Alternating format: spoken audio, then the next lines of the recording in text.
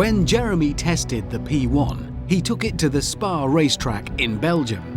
My F1 track may not have that pedigree, but at this place, at least the fun doesn't stop when the sun goes down.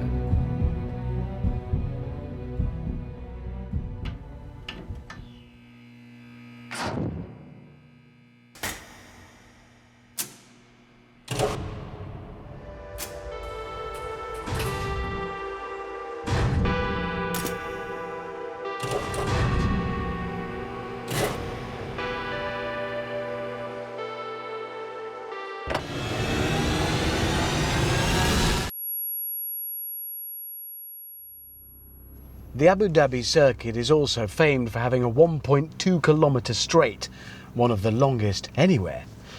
Seems like a good place to start. Let's make some noise. Oh, that is breathtaking!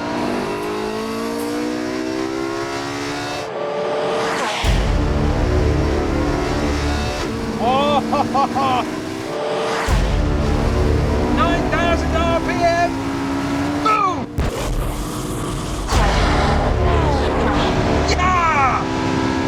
Speed 280,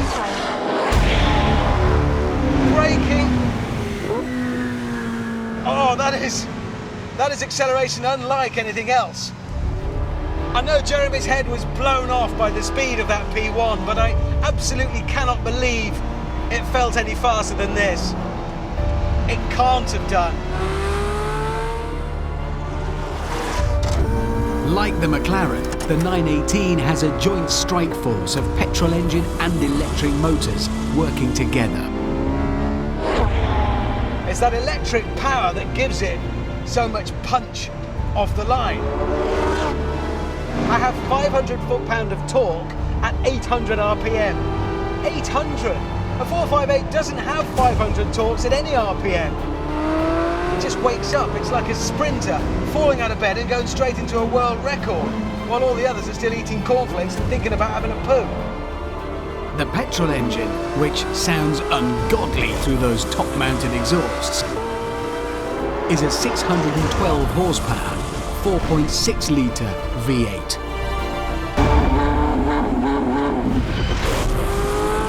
On the topic of power and performance, the 918 and the P1 can trade punches all day long. The 918 can't match the P1's top speed, 218 compared to 211. But I get to 60 quicker, 2.6 seconds to his sluggish 2.8. I've got 875 brake horsepower, the P1 has 903, but I've got more torque. And on and on and on it goes. It's King Kong versus Godzilla.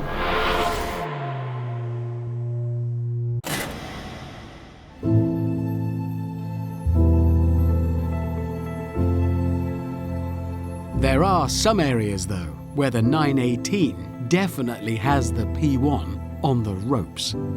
It can retrieve energy generated by braking and feed it back into the batteries.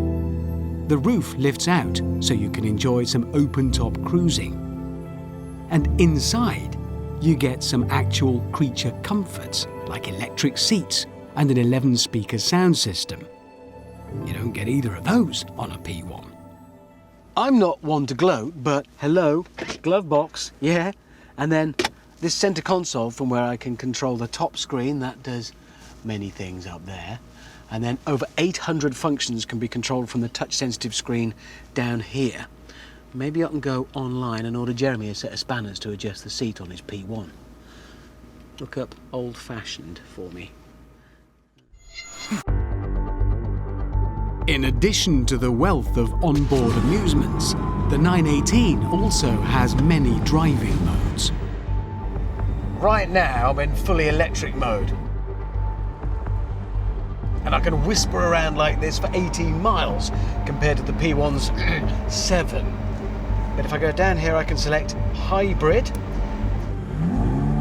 and that allows it to alternate between petrol and electric in the most efficient way. Or we've got sport mode, where we have petrol power all the time.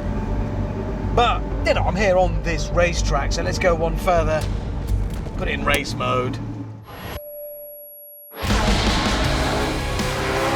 Now the petrol engine is topped off and the electric motors are acting as its wingman. It's time to attack some corners.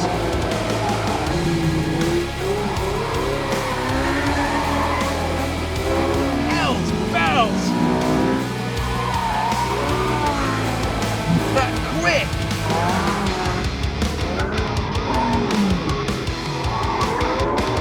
God, this thing corners, and I mean flat. Totally flat. And there's none of that bottom clenching terror Jeremy talked about in the P1.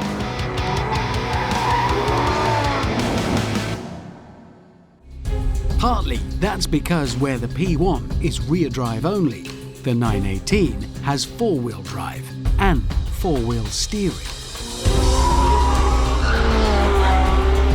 I think in essence, yes, the P1 is more proper fighter pilot, seat-of-the-pants stuff. This is altogether more civilised, but that does not mean it's boring, because it just isn't. The back end breaks away like a rear-wheel drive car.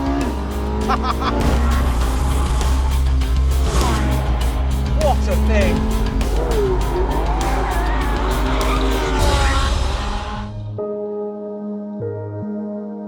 But even though the 918 is more grown up than the P1, it can still boast some pretty exciting achievements.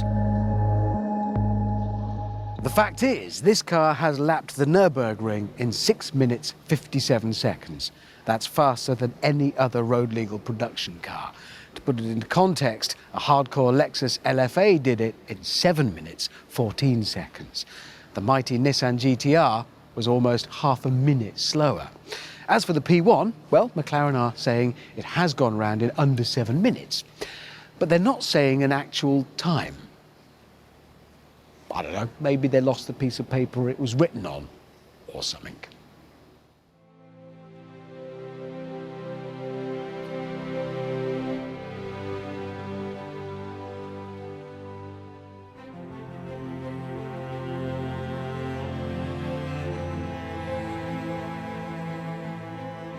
With daylight coming, I locked up, left the keys to the circuit under the mat, and went in search of breakfast.